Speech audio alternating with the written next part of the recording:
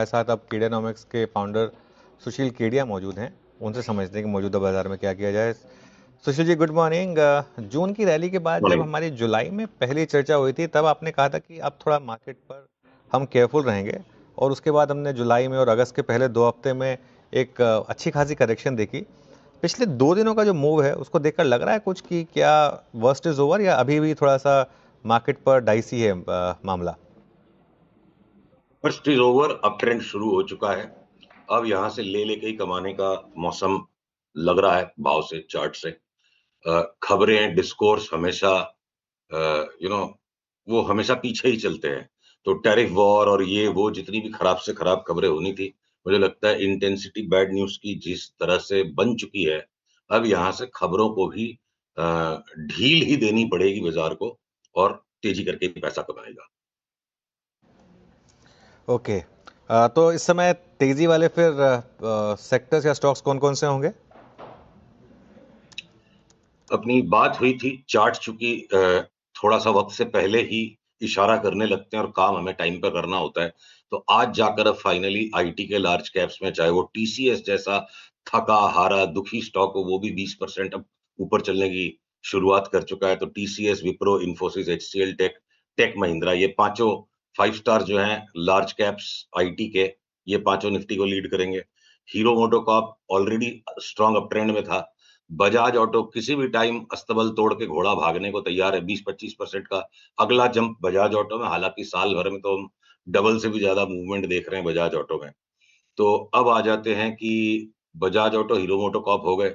Tata Motors ने कल जिस तरह से गजब की ऊपर की चाल शुरू कर दी है, तो एक लंबा कंसोलिडेशन 3 महीने का दे के जो 550 से पहला उछाल टाटा मोटर्स में 700 की तरफ आया था, वो पहला चरण था। उसके बाद एक 3 महीने तक कंसोलिडेशन स्लैश करेक्शन चला।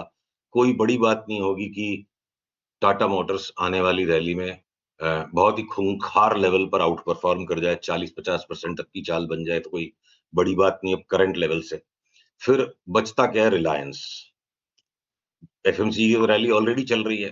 भय के वातावरण में एफएमसीजी लेना, ये कॉल अपना कई बार डिस्कस हो चुका है। वो एफएमसीजी के स्टॉक्स ऑलरेडी चल रहे हैं, जिसमें आईटीसी भी शायद ऐड हो जाएगा। तो बचता क्या है? रिलायंस। अगर मैं स्क्रीन शेयर करने का अनुरोध करूं और कुछ चार्ट्स के साथ हम लगातार बात करते जाएं तो बेहतर होगा। ये देखो, रिलायंस की चार्ट अगर स्क्रीन पे आपके दिख रही है, जिस कदर ये रिलायंस ने आज ऊपर चोंच खोल दी है, अपनी चार्ट ने अपना ऊपर का मुंह खोलना शुरू कर दिया है। यहाँ से अगर कल के लो को आप स्टॉप लॉस बना के लो, रिलायंस 1600 तक का भाव अगर चला जाए, तो बिल्कुल संभव है कि रिलायंस में 1600 का भाव आ जाए।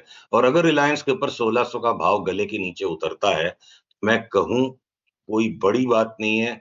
अगले पड़ाव में, मैं ये भविष्यवाणी नहीं कर रहा है, मैं टारगेट नहीं दे रहा। अब आप आओ निफ्टी की चार्ट पे, देखो ये निफ्टी की चार्ट। यहाँ से अगर रिलायंस 1600 हो सकता है, तो निफ्टी 26,400 500 न्यू हाई में क्यों नहीं जा सकती है? तो 26,500 का कॉल हम लेंगे टुकड़े टुकड़े में। 25,300 अगला पड़ाव निफ्टी पे आने दें। उसके ऊपर जब क्रॉस करेगा, तब हम 26,400 की चार्ट की बात कहेंगे। तो ये इंडेक्स का गेम है, पर इंडिविजुअल स्टॉक्स के अंदर में बहुत सारे स्टॉक्स न्यू हाई वाले, मार्केट के न्यू हाई वाले एटमॉस्फेयर के भाव बना देंगे। भारत फोर्ज जैसा स्टॉक ये 1200 का 1800 हो जाए यहाँ से, तो कोई बड़ी बात नहीं होगी, इसकी चार्ट बिल्कुल तैयार है। या आपके, अगर मैं आईडीएफसी फर्स्ट बैंक की लास्ट टाइम हमारी बात हुई थी, 40-50% आईडीएफसी फर्स्ट बैंक यहाँ से बढ़ गया। या एनबीसीसी वापस एक बार 110 के ऊपर चल पड़े, तो 170-80 रुपए तक रुके नहीं। तो इस तरह के बहुत सारे स्टॉक्स हैं जिनमें 40-50-60% तक की चाल लार्ज कैप स्टॉक्स में बनने के रंगढंग हैं, ऐसी चार्ट्स हैं। तो कोई बड़ी बात नहीं है कि इन सबको जस्टिफाई करने के लिए अगर निफ्टी पुराने ऑल टाइम हाई को रीटेस्ट कर ले, उसके ऊपर भी चला जाए, और हम उस कॉल को ट्रिगर करेंगे 25,300 क्रॉस होने के बाद। ओके, 25,300 क्रॉस होने के बाद 26,400, 26,500, या इवन ऑल टाइम हाई, मतलब वहाँ तक के लेवल्स खुलेंगे। रिलायंस की आपने बात की, टाटा मोटर्स की आपने बात की। लार्ज बैंकों को देखकर क्या लग रहा है? ICICI bank, HDFC bank, SBI, इन्हें देखकर क्या लग रहा है? इनके चार्ट्स क्या कह रहे हैं? मैं इनके बारे में बात नहीं करना चाह रहा था, इनकी चार्ट्स बड़ी दुखी लग रही है। लगता है कि इस बार की तेजी हम इनके बिना ही करेंगे, तो उनको मैं अवॉइड करूंगा। ओके, इनको अवॉइड करेंगे तो खाली रिलायंस और टाटा मोटर्स से तो काम चलेगा नहीं, फिर और कौन से स्टॉक्स कंट्रीब्यूट करेंगे आपके हिसाब से निफ्टी में?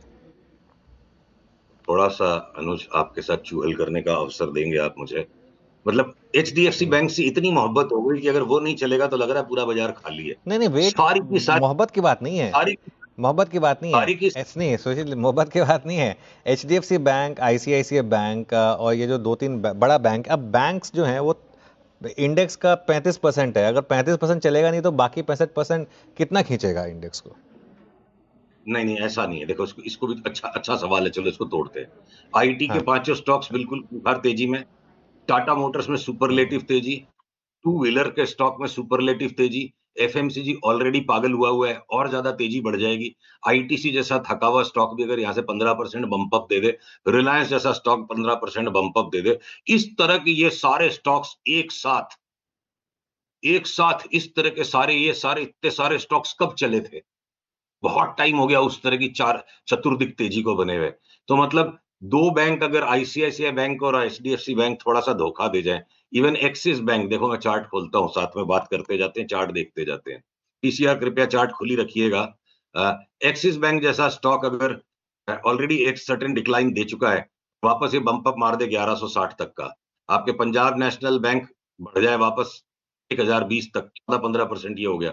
सारे पीएसयू बैंक्स, कैनरा बैंक हो या आपके फेडरल बैंक हो, ये सारे 12-15% अगर बढ़ जाते हैं, सिर्फ 2 बैंक दबे रह जाएँ अगर, और यही तो बाजार की चुनौती है, यही तो बाजार की पज़ल है कि एचडीएफसी बैंक नहीं जाए 2040 के ऊपर, एक बार वापस अपना पुराना हाई एट मोस्ट टेस्ट कर ले, रिटर्न्स नहीं है इन दोनों बैंक में, आईसीआईसीआई और एचडीएफसी में, और इन दोनों के भ्रम में कोई खड़ा रह जाए और बाकी के 150 स्टॉक 200 में से एफ एंड ओ के 20-20%, 15%, 20%, 25% बढ़ जाए और टाटा मोटर्स जैसे 10-15 स्टॉक 40-50% बढ़ गए, हो गई 26,400 की निफ्टी।